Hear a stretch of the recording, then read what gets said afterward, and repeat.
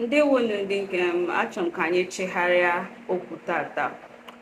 happened to me a few months back in one of my research. I research ordinary. I go from place to place trying to understand ordinary beliefs and ordinary practices. And from understanding them from an indigenous Igbo perspective, I can basically relate and write all the things I write, share these informations that I share on this channel and every other aspect of my social media. So this is how I work. So around January, that was when this whole thing happened. I and some of my friends at Ekili Foundation, we went to Ebonyi. So basically, I don't really have any location. I stay anywhere because I go to places basically trying to investigate these things.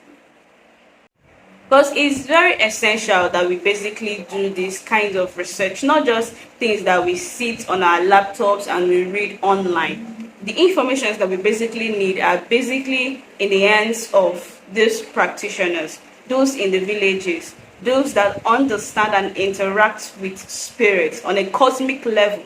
So these are the people that when I seek information from, I try to engage with them. Now, apart from engaging with them, one other method that I find that is very valuable is by just observing. So what I normally do is I get ready, eat at home, or don't even eat. I just wear my clothes and I go to a shrine. I go to an okumo and I just sit down there and I observe. I laugh with them, I gist with them. When they cook, they'll give me something to eat. Probably because somebody comes there and made an offering. So all those things surrounding the ancestral belief, it's easier for me to relate and understand by just observing and just basically looking at how joyful the whole and serene. Because I think most of the places I've actually found peace of mind and I've been calm is at this shrine. They have this natural setting. So many artificial things are not even there. So most times I'm there and I'm just basically enjoying the fresh air and just interacting with people I meet there. And 90% of the time, I sleep off in those shrines.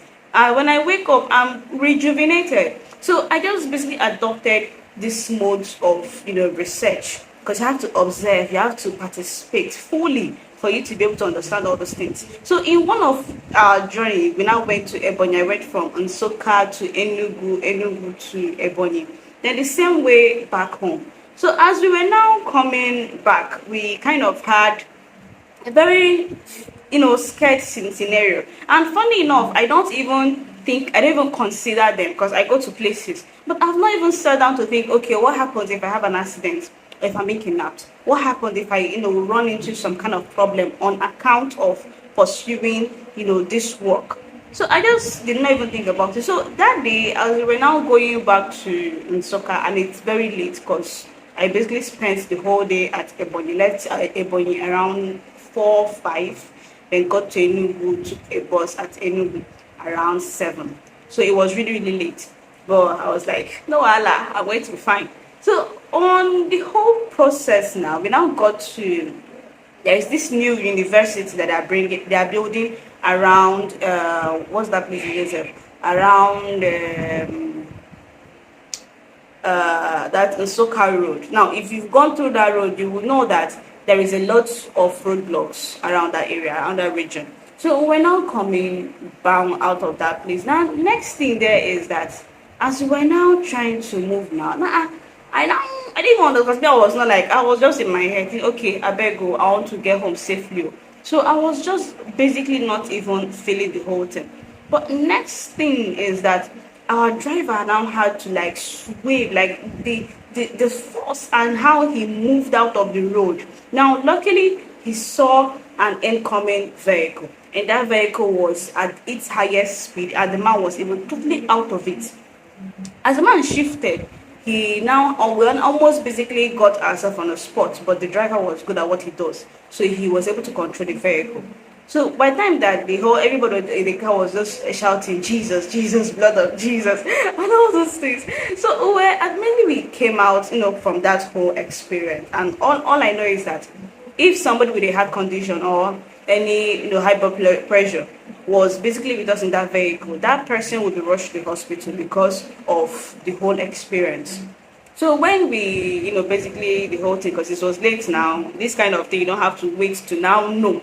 All we know is that the man just all of us just looking at the vehicle when he now hits kind of the hill core. I don't know when he's. What I know is that the car stopped and we now moved on. So the people in the bus were now thankful, grateful to God. God, thank you, Jesus. Jesus saved me. Jesus saved us. And I think most of them go for all this adoration ministry, or God of adoration ministry. We praise you. We thank you. All those things.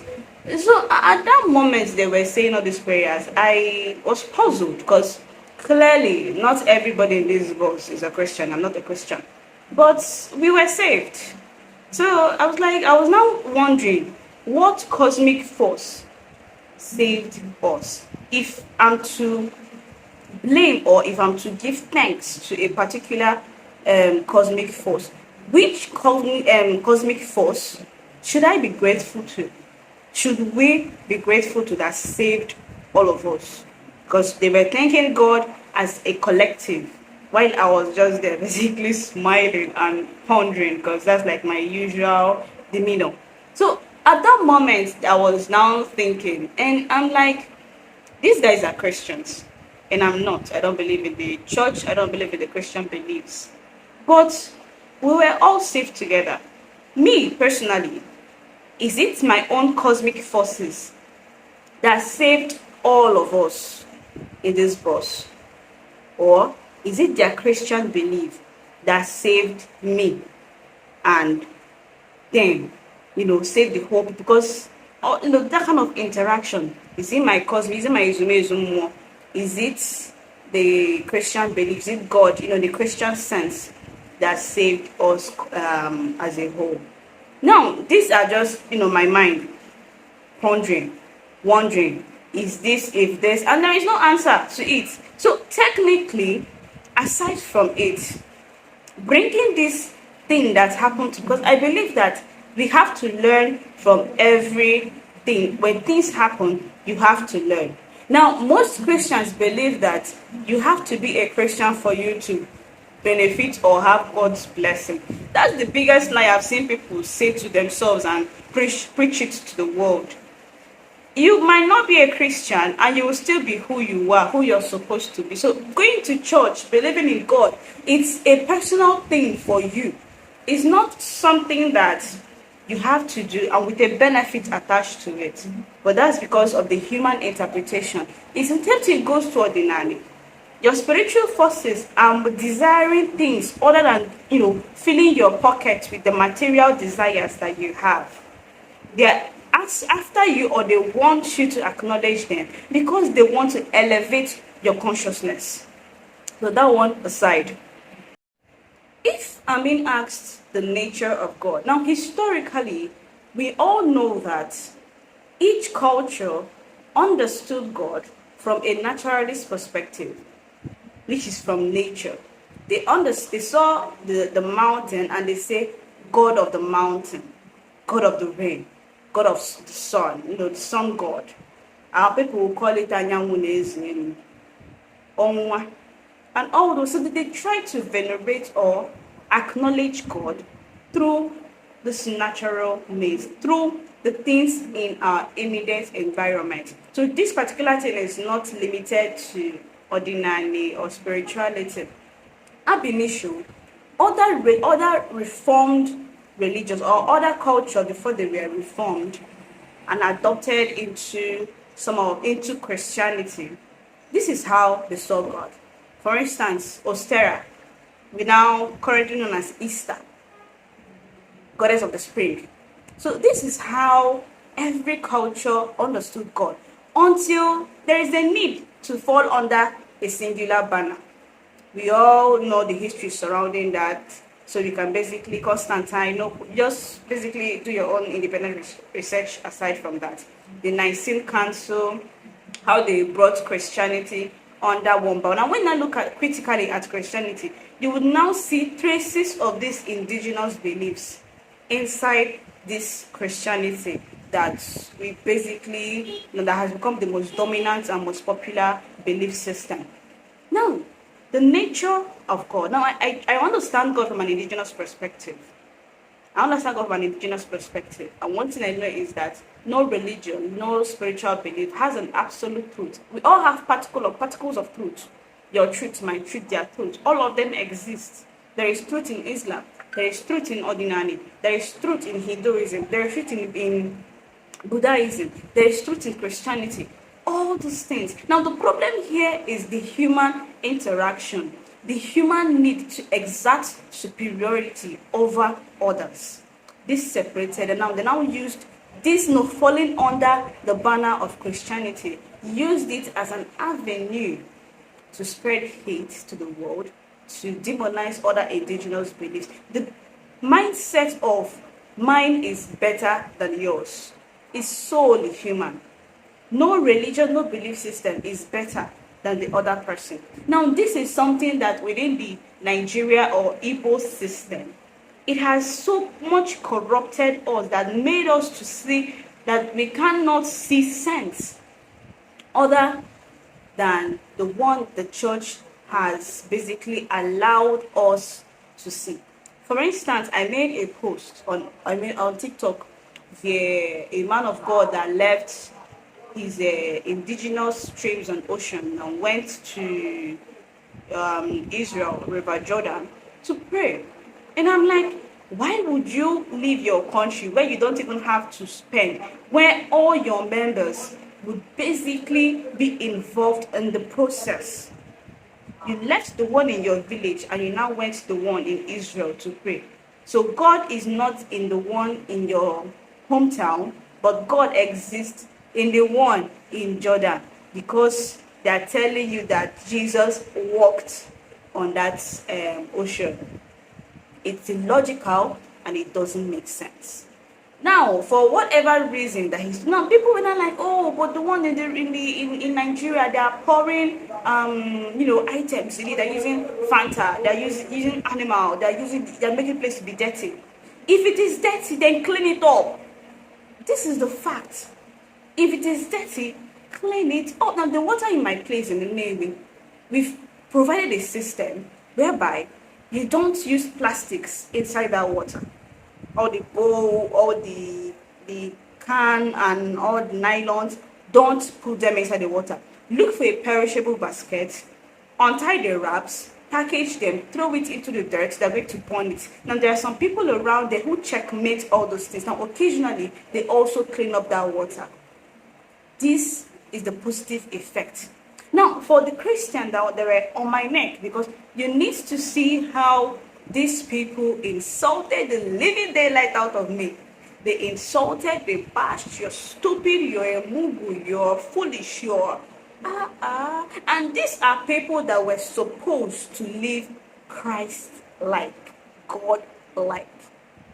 But because the post I made was against a figure that they perceived to be their Lord and personal Savior, they decided to lack common sense and understand the post or the point I was trying to make from a sensible perspective, and crowned it all with insults and whatever and whatever. And it's not just limited to Christianity. In Ordinary, I've seen people that insult Christians because of their belief system. Now, we'll see when we say that religion has drove a wedge. It separates us. I'm not joking. Nigeria should be a case study of how Christianity has demonized and separated us from our communal life system. In a family, I can be a traditionalist and my siblings will be Christians, and they would fight me because of my beliefs, which isn't supposed to be. So them insulting me on that post, they're coming with the mindset of ours is better than yours. What you're doing is demonic, so you should not be doing it. You should basically worship God or basically convert to Christianity before it's too late for you. These are like threats I was getting on that post. You can check my TikTok and check the post I made on Ebukobi and go through the comments. I was laughing. God, I was laughing. At some point, some of them pissed me off. So I was like, I'll react. But at the moment, I was like, well, these people don't know much, so why should I pick offense? And a reader of mine who has my WhatsApp number texted me like, don't pick offense. You know these people, just basically allow them to be. And that was it. I didn't even respond to them again. I read the comments and I like, but the video actually served its purpose. One, it got my message out. Two, it's gave me likes and it gave me some followership and some activity on my TikTok. So at the end of the day, I am not losing. It is those people and the way they try to express them. So I don't even want to go straight. I don't have it fun with this video. So the way these people were just basically dragging me like small generator. They were just dragging and dragging and dragging and dragging. But at the end of the day, these people forget what it means to understand and know God. Now, when I started my journey, I was filled with hate. I was filled with the realization that, these Christians don't even know what they are doing. Why should somebody be a Christian?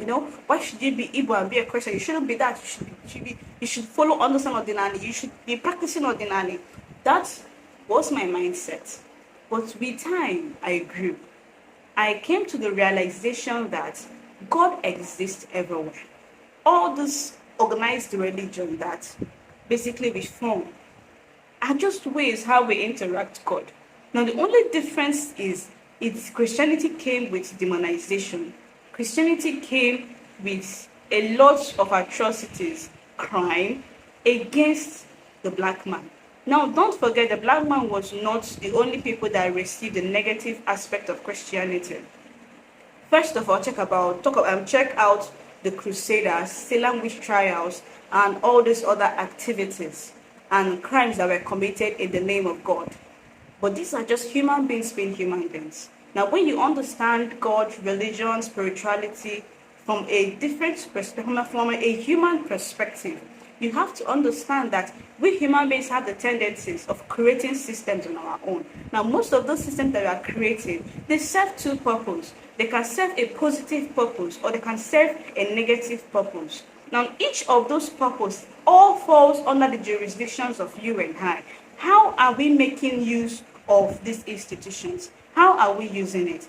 If we decide to negatively use these institutions, like like how slavery was used, we used Christianity or God as an excuse, or how people in Ordinary use the knowledge they have about the mixture of alchemy to basically configure charms or war to kill people or to basically manifest wealth or do all these other kind of activities. You now have to understand that it is me and you that are the agent, the figure involved. Now, if me and you can start seeing religion from a humanistic perspective, from a perspective of irrespective of whatever you believe in, you are serving God or you understand God, or you approach God through those indigenous myths, then we will not have a lot of squabbles.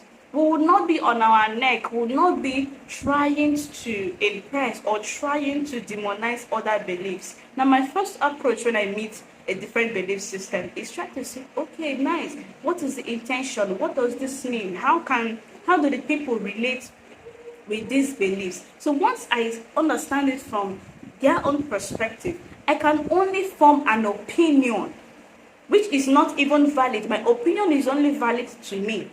That's why when those guys were saying all this, thank you, Jesus, on the bus, I did not go to go and start saying why you say thank you, Jesus. I believe in God and God saved me, because some people will take an offense. But I don't. Now, we know that Christianity are always on everybody's face. You enter a bus and you're traveling and somebody will preach for hours. And some of those preachings, like one that I've witnessed, like almost an hour of the preaching was dedicated at castigating indigenous belief system ordinary. The man was, why should people go back to ordinary? Don't they know that you're caging yourself? This is somebody that have never studied other belief system aside from what is written in the Bible. But he was there, he's not uncomfortable and judging. And so we know that Christians do all those things. But as traditionalists, God, I never understood these things before, like how I understand them now. I saw it then as it is me against them. It is the church Christianity against ordinary, because I was once a Christian and I kabashed Holy Ghost fire to Mary spirit husband, I will say all I did all those things. But understanding God from a naturalist perspective helps me to first of all look at religion or organized religion from a humanistic perspective.